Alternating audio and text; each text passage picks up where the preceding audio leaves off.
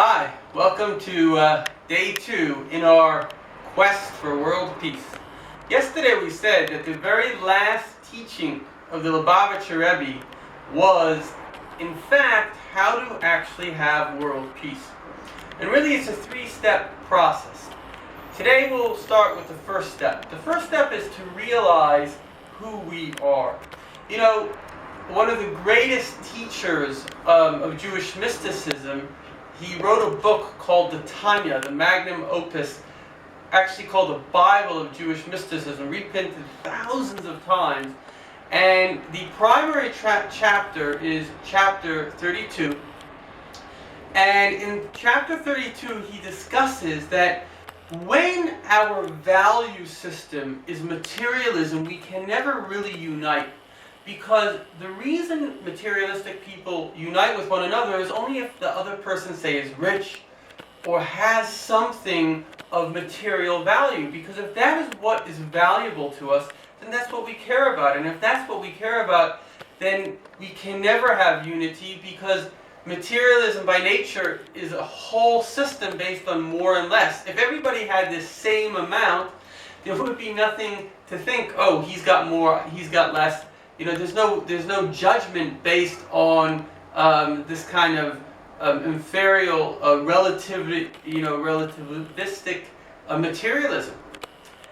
So the truth is that once we perceive our true value, why we're really here, why God made us, then we have the first stage to world peace.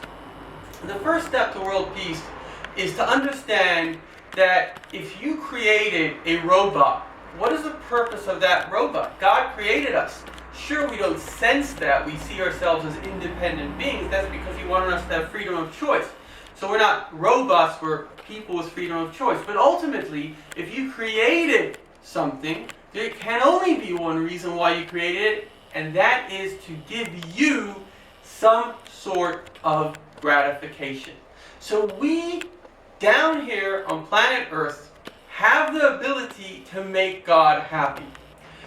Even if you think about parents and children, of course a parent loves a child very, very much, but at the same time there's a motivation, a bit of a selfish motivation, if not completely a selfish motivation, that you create a child because you want the pleasure, the gratification that you're going to get. So then the question is, what kind of gratification does God get from my existence? How do I make God happy? And the answer is that within us is 2 souls. The first soul is a animalistic, selfish, just like an animal. The whole goal of an animal is itself. Now, the second soul in man is actually part of God. It's divinity. It's this reason why we're even speaking, why you're listening, why we're searching for the truth, why we want world peace, because there's a part of truth in us which just wants the best for everybody, who wants just goodness and kindness to be in this world. So then the question, of course, is how do we actually manifest that? So to begin with, we have to manifest it within ourselves. If we ourselves don't have self-discipline, if we're not controlled, if we are basically sophisticated animals with a brain. Now what is an animal? It's all based on its instinct. So if we have a desire for money and that's all we do, then we're just a smart animal. But if we rise above our instincts and realize, no, I'm not an animal, I am godliness, you are godliness in a body. And that's why we seek love, we seek the best of the best, because we are the best of the best. And once we touch base with our souls and realize we're not here just to gain materialism. Materialism is a means to an end. It is not the end of the means.